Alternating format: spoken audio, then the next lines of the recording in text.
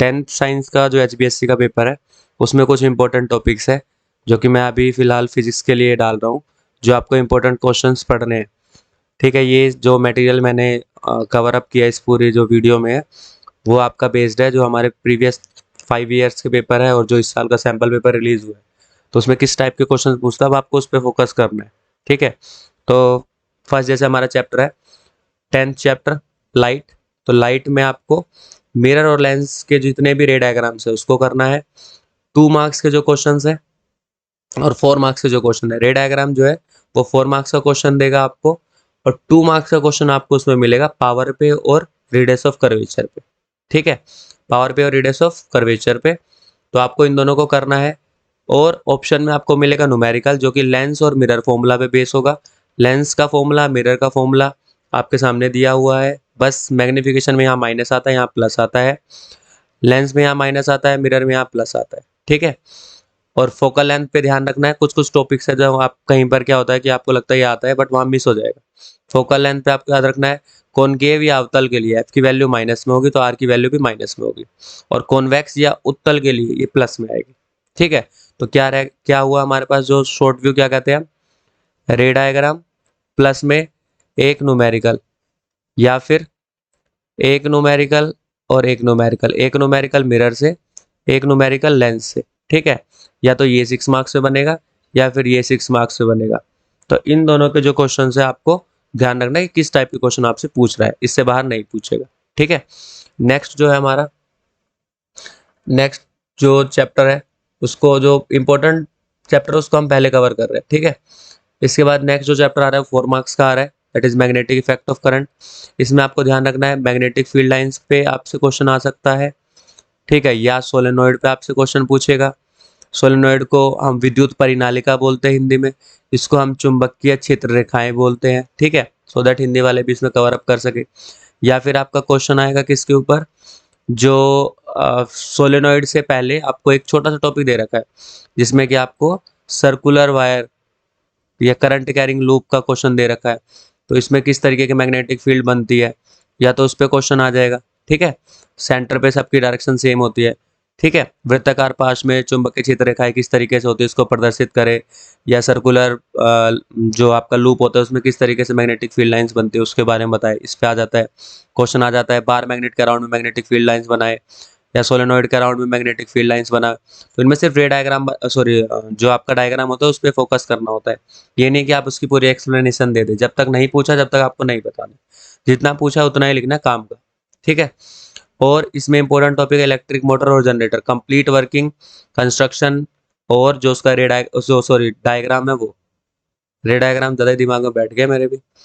तो electric motor और generator इसमें डायग्राम है, इस पर आपको फोकस करना है। ठीक है, Fleming left hand rule, right hand rule, इन दोनों पे फोकस करना है, फ्लेमिंग्स का लेफ्ट हैंड रूल और राइट हैंड रूल। ठीक, या फिर एक पॉइंट है इलेक्ट्रोमैग्नेटिक इंडक्शन, जिसमें आपको जो वैद्युत चुंबकीय प्रेरण बोलते हैं इसके बारे में बताना है, जिसमें कि मैग्नेटिक फील्ड को चेंज करके आप करंट बनाते हो, चुंबकीय क्षेत्र में आप परिवर्तन करके आप वहां पर विद्युत धारा को बनाते हो। ठीक है, या फिर एक राइट हैंड थंब रूल बच गया। ठीक, दक्षिणास्थ अंगुष्ठ नियम बोलते हैं, ये फ्लेमिंग का वाम हस्त और दक्षिणास्थ जो नियम होता है इसके बारे में क्वेश्चन पूछ सकता है। ठीक है, ये हो गया हमारा 13 चैप्टर से एनसीईआरटी के अकॉर्डिंग जो 13th है। नेक्स्ट होता है हमारा ह्यूमन आई। ह्यूमन आई में आई के ऊपर क्वेश्चन आ सकता है आपका। ठीक, जो आईज होता है जैसे रेटिना पे पूछ लिया, प्यूपिल पे पूछ लिया, ठीक, आयरिस पे पूछ लिया, इस पे क्वेश्चन पूछ सकता है, या 3 डिफेक्ट्स पे क्वेश्चन पूछ सकता है। डिफेक्ट में भी कोज, करेक्शन, किस तरीके से क्यों होता है और कैसे आप उसे ठीक कर सकते हो इस पे क्वेश्चन पूछ सकता है। स्काई ब्लू क्यों दिखता है, स्कैटरिंग, सनराइज सनसेट, यहाँ पर भी स्कैटरिंग लगता है। Twinkling of star, atmospheric refraction यानी तारे टिमटिमाते क्यों है। ठीक है, वायुमंडलीय अपवर्तन के कारण होता है। रेनबो डिस्पर्जन क्या होता है। ठीक है, डिस्पर्जन यानी कि आप इसे बोलो कि जो लाइट होती है वाइट लाइट अपने 7 कलर्स में टूट जाती है, इसी को डिस्पर्जन कहते हैं, तो इस पे क्वेश्चन आ जाता है। ठीक है, नेक्स्ट जो है वो आपका इलेक्ट्रिसिटी है, इस पे न्यूमेरिकल काफ़ी पूछे जाएंगे, that is I is equal to Q by T, V is equal to W by Q, V is equal to I R, ohm's law. Generally मैंने इन्हें सर्कल कर रखा है जानबूझ के, सो दैट आपको थोड़ा सा हाईलाइट करने में ईजी रहे। R is equal to rho L by A, इस पे क्वेश्चन पूछ सकता है, इसमें भी लेंथ को दुगुना, तिगुना, ट्वाइस, थ्राइस, ठीक है, एरिया को दोगुना हाफ करता है, 3 टाइम्स कर सकता है, कुछ भी यहाँ पर मतलब इनमें वेरिएशन करके आपसे न्यू आर की वैल्यू पूछेगा। ठीक है, और सीरीज में होंगे यानी जब श्रेणी क्रम में होगा तो डायरेक्ट जुड़ेंगे, पैरेलल में होगा यानी पार्श्व क्रम में होंगे तो रेसिप्रोकल होकर जुड़ेंगे। जूल हीटिंग इफेक्ट H=I²RT होता है। पावर के कौन कौन से फॉर्मूले हैं इस पे पूछ सकता है। और एक 1 किलोवाट आवर में कितनी वैल्यू होती है। ठीक है, इस पे क्वेश्चन आ जाता है। तो ये आपके कुछ पॉइंट्स है जो इनको आपको याद रखना है। ठीक है,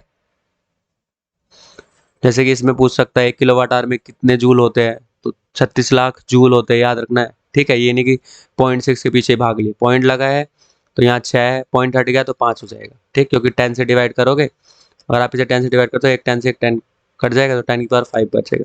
ठीक, एनर्जी पावर इनटू टाइम होती है, इस पे क्वेश्चन कई बार पूछा है। पावर दे रखी, पावर रेटिंग बोल सकता है, पावर रेटिंग दे रखी है 1500 वाट दे रखी है, टाइम कितने देर चला रहा है उससे आपने निकाल लिया, फिर उसको किलोवाट आवर में कन्वर्ट कर लिया, फिर कितने दिन के लिए चला रहा है उसके अकॉर्डिंग उसे मल्टीप्लाई करके आप इसे यहाँ पे कर सकते हो। ठीक है, और लास्ट आपका जो होता है वो है आपके जो बाकी बचे चैप्टर है, यानी कि सोर्स ऑफ एनर्जी।